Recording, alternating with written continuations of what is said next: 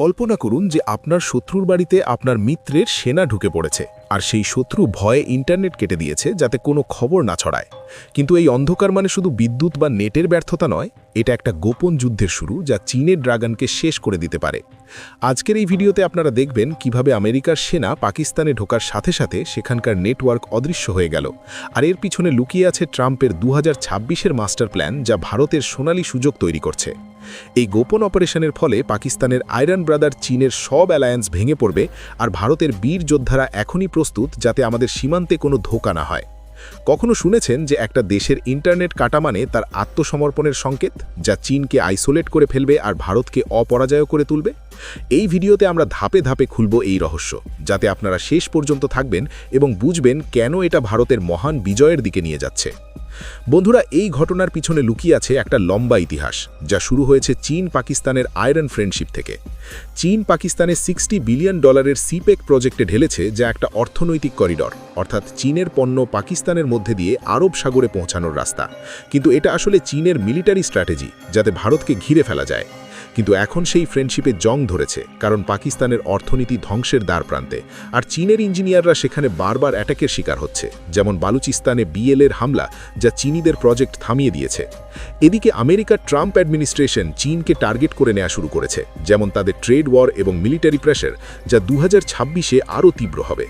ভারতের দিক থেকে দেখলে আমাদের রাজনাথ সিংজি এবং আর্মি চিফের স্টেটমেন্ট স্পষ্ট যে আমরা কোনো ধোঁকা সহ্য করব না, যেমন 2019-এর বালাকোট অপারেশন, যা পাকিস্তানকে ধাক্কা দিয়েছিল। আর এখন আমাদের ড্রোন ফোর্স প্রস্তুত যাতে কোনো অনুপ্রবেশ না হয়। এখন আসুন ইরানের অ্যাঙ্গেলে, যা এই গেমকে আরও জটিল করে তুলেছে। ইরান একটা শিয়া দেশ আর পাকিস্তান সুন্নি, এদের মধ্যে ঐতিহাসিক টেনশন আছে, যেমন সীমান্তে বারবার গুলি চালানো। চীন ইরান থেকে সস্তা তেল কেনে, কিন্তু পাকিস্তান যদি আমেরিকাকে এয়ারবেস দেয়, তাহলে ইরান থ্রেট দেয় যে তারা পাকিস্তানের বেসগুলোতে মিসাইল লক করবে। এটা একটা সেক্টোরিয়ান ওয়ারের সম্ভাবনা তৈরি করছে, যা চীনের জন্য নাইটমেয়ার, কারণ তারা দুই বন্ধুর মধ্যে লড়াই দেখবে। ভারতের জন্য এটা স্ট্র্যাটেজিক অ্যাডভান্টেজ, কারণ আমাদের আর্মি এখনই সীমান্তে অ্যালার্ট, আর আমাদের ডিফেন্স মিনিস্টার বলেছেন যে আমরা কোনো আগ্রাসন সহ্য করব না। বন্ধুরা, ভিডিওতে আগে বাড়ার আগে আপনাদের কাছে একটি ছোট্ট অনুরোধ, ভিডিওটিকে ভালো লাগলে লাইক অবশ্যই করুন, সাথে সাথে চ্যানেলটিকে সাবস্ক্রাইব করে বেল আইকন প্রেস করুন, যাতে আমাদের কোনো ভিডিও আপনারা মিস না করেন। বন্ধুরা, এখন কিউবা এবং ভেনেজুয়েলার অ্যাসপেক্ট দেখুন। চীনের আরও দুই এলাকায় যা কোল্যাপস করছে। কিউবায় বিদ্যুৎ গুল, আর চীন সেখানে কমিউনিস্ট পার্টির সাথে টাই আছে, কিন্তু আমেরিকা অয়েল সাপ্লাই কাটিয়ে দিয়েছে, যা কিউবাকে হেল্পলেস করে ফেলেছে।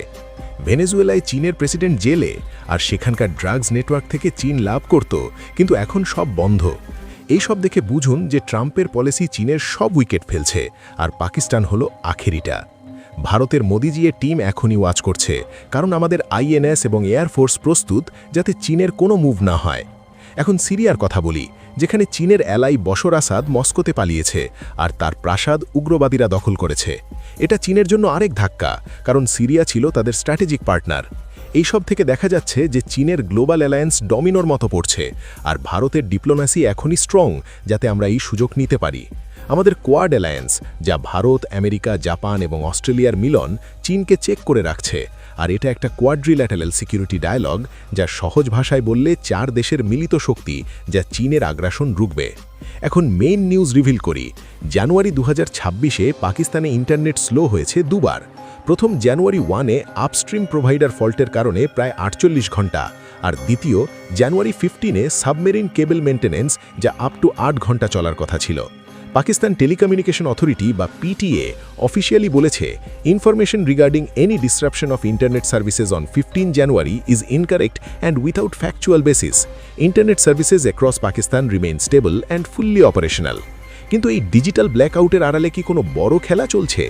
এই ইস্যুর পিছনে অনেকে মনে করেন যে এটা গোপন অপারেশন লুকানোর জন্য, কারণ পুরনো রিপোর্টসে দেখা যায় যে 2025-এ আমেরিকার C-17 প্লেন নূর খান এয়ারবেসে ল্যান্ড করেছে, যা ফ্লাড রিলিফের জন্য ছিল, কিন্তু অনেক অ্যানালিস্ট মনে করেন এটা মিলিটারি প্রেজেন্সের সংকেত।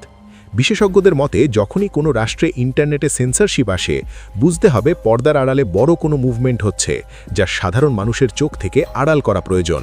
এই ডিজিটাল পর্দা সম্ভবত কোনো স্ট্র্যাটেজিক ডিপ্লয়মেন্টের ঢাল হিসেবে ব্যবহার করা হচ্ছে। এখন টুইটের কথা বলি। মেগ আপডেটস 24 ডিসেম্বর 2025-এ টুইট করেছেন, a Pentagon report reveals that China is looking to establish overseas military bases including in countries like Pakistan. Report also reveals that China has supplied frigates to Pakistan. এটা দেখায় যে চীন পাকিস্তানে পার্মানেন্ট মিলিটারি বেস চায়, যা আমেরিকার জন্য থ্রেট, এবং ট্রাম্পের পলিসি চীনকে স্টপ করবে। পেন্টাগনের এই রিপোর্ট দক্ষিণ এশিয়ার ক্ষমতার ভারসাম্যকে পুরোপুরি নাড়িয়ে দিয়েছে। চীনের এই স্ট্রিং অফ পার্লস নীতি এখন কেবল সমুদ্রসীমায় সীমাবদ্ধ নেই, বরং পাকিস্তানের স্থলভাগেও থাবা বসাচ্ছে। ভারতের জন্য এটা অস্ত্র, কারণ আমাদের এলএসিতে চীনের সাথে টেনশন আছে, আর আমাদের আর্মি চিফ বলেছেন যে আমরা প্রস্তুত। ভারতীয় গোয়েন্দা সংস্থাগুলো এখন নিবিড়ভাবে পর্যবেক্ষণ করছে যে চীনের এই আধিপত্য কিভাবে হিমালয় থেকে ভারত মহাসাগর পর্যন্ত ভারতের নিরাপত্তাকে প্রভাবিত করতে পারে। বন্ধুরা, যদি আপনারা ভারত থেকে হন তাহলে কমেন্টে জয় শ্রীরাম লিখুন, আর অন্য দেশ থেকে হলে আপনাদের দেশের নাম লিখুন, যাতে দেখি এই বিশ্লেষণ কত দূর পৌঁছেছে। এই গোপন অপারেশনের ফলে পাকিস্তানের অর্থনীতি আরও ধ্বংস হবে, কারণ চীনের ইনভেস্টমেন্টস ঝুঁকিতে, আর আমেরিকা পাকিস্তানকে পেয়ে চীনকে আইসোলেট করবে। যদি পাকিস্তান আমেরিকার সাথে হাত মেলায়, তবে চীনের সিপেক প্রজেক্ট একটি বিশাল ডেডলক বা অচল অবস্থায় পরিণত হবে। অন্যদিকে চীনের ঋণের জালে আটকে থাকা ইসলামাবাদ এখন এক দোটানায়, একদিকে বেইজিংয়ের বিনিয়োগ, অন্যদিকে ওয়াশিংটনের স্যাংশনের ভয়। ভারতের বোল্ড অ্যাকশন হল আমাদের ড্রোন অ্যাট্যাকস, যা পাকিস্তানের ড্রোন অনুপ্রবেশ রুখেছে, আর এখন আমাদের রাফায়েল ফাইটার জেটস সীমান্তে অ্যালার্ট। ভারতের আকাশ সীমা এখন সুরক্ষিত করতে মোতায়েন করা হয়েছে S-400 মিসাইল সিস্টেম, যা যে কোনো অনুপ্রবেশের চেষ্টার কড়া জবাব দিতে সক্ষম। সীমান্তে টহলরত জওয়ানদের হাতে এখন লেটেস্ট অ্যান্টি ড্রোন জ্যানার টেকনোলজি পৌঁছে গেছে। ট্রাম্পের 2026 পলিসি চীনের অর্থনীতিকে হিট করবে, যেমন ট্যারিফ বাড়ানো, যা চীনের এক্সপোর্ট কমাবে।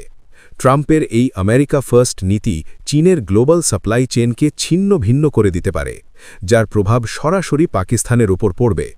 ওয়াশিংটনের নতুন ফরেন পলিসি ইঙ্গিত দিচ্ছে যে সন্ত্রাসবাদ এবং একতরফা আধিপত্যের দিন শেষ হয়ে আসছে। এখন দেখার বিষয় পাকিস্তান এই ভূ-রাজনৈতিক ঝড়ের মাঝখানে নিজেকে কতটা টিকিয়ে রাখতে পারে। দক্ষিণ এশিয়ার এই দাবার বোর্ডে পরবর্তী চালটি কে দেয়, সেটাই এখন কোটি টাকার প্রশ্ন। বন্ধুরা, এই সব দেখে বুঝুন যে ভারতের মহান শক্তি এখনই জাগছে, আর আমরা কোনো শত্রুর ধোঁকা সহ্য করব না।